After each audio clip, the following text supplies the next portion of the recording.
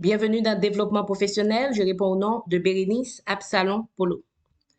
Dans cette vidéo, on va parler de compétences. De façon simple, on peut définir la compétence comme la capacité de faire ce pourquoi on est payé. Vous avez un poste, vous avez des rôles à jouer, vous avez des tâches à exécuter, vous pouvez donner du résultat, donc vous êtes compétent. Thévenet et ses collaborateurs, dans leur livre Gestion des ressources humaines, parlent des éléments de la compétence. Le contexte, une compétence est toujours fonction d'un contexte, donc la compétence est relative. L'interaction, une compétence tient toujours compte de l'interaction individu-situation.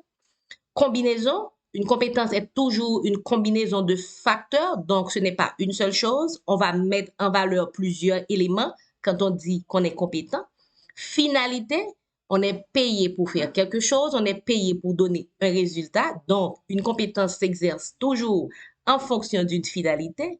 Démarche engageante, la personne doit mettre de la volonté. Une compétence résulte de la volonté de l'individu en question de mobiliser ses ressources. Processus, la compétence s'améliore avec le temps, la compétence s'améliore par la pratique.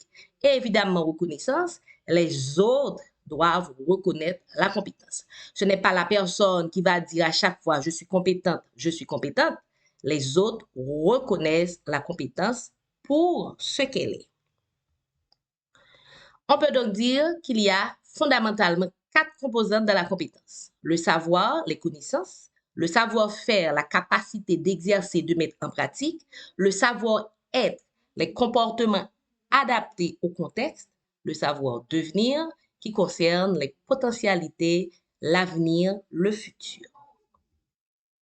Exemple de savoir, on sait parler une langue, on maîtrise un logiciel, on connaît les théories tenant compte de domaines donnés, on connaît les formules, les méthodes pour faire quelque chose, donc on est dans le savoir.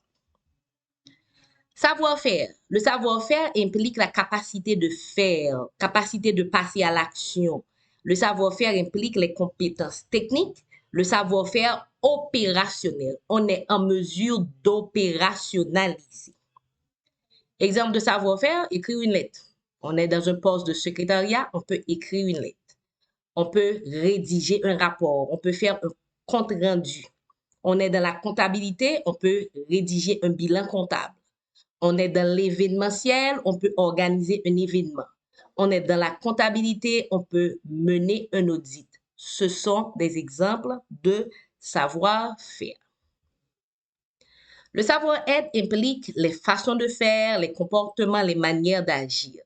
Savoir-être, manière d'interagir en contexte professionnel, relation avec les autres, aptitudes personnelles qui permettent de faire le travail.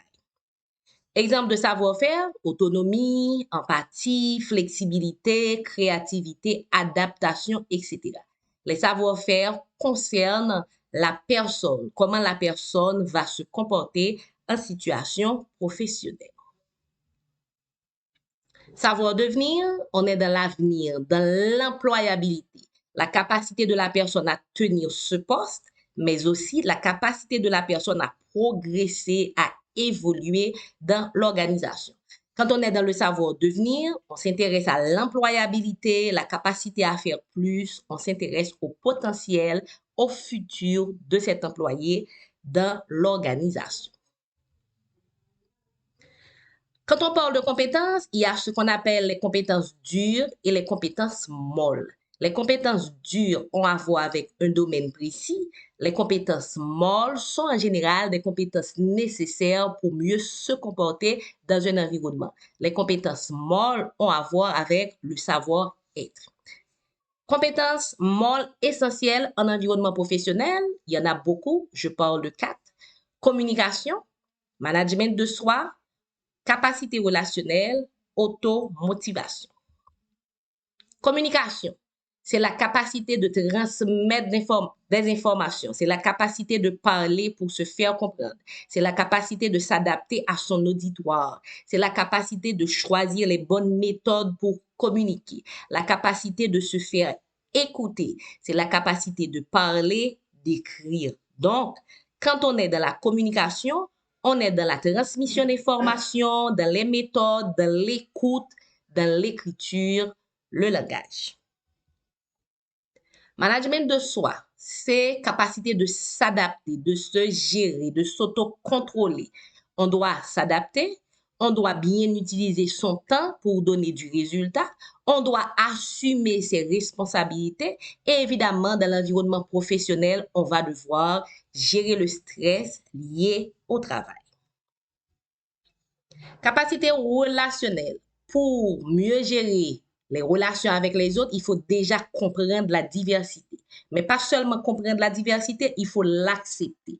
Accepter que les gens sont différents, les gens ont des personnalités différentes, les gens n'ont pas les mêmes objectifs, ne voient pas les choses de la même façon, etc.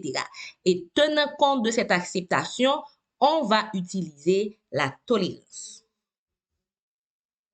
L'automotivation, c'est pour pouvoir identifier ses forces comme professionnel, pour fixer ses objectifs, déterminer ce qu'on veut, développer un plan d'action pour avoir ce qu'on veut et aussi avancer dans la bonne direction.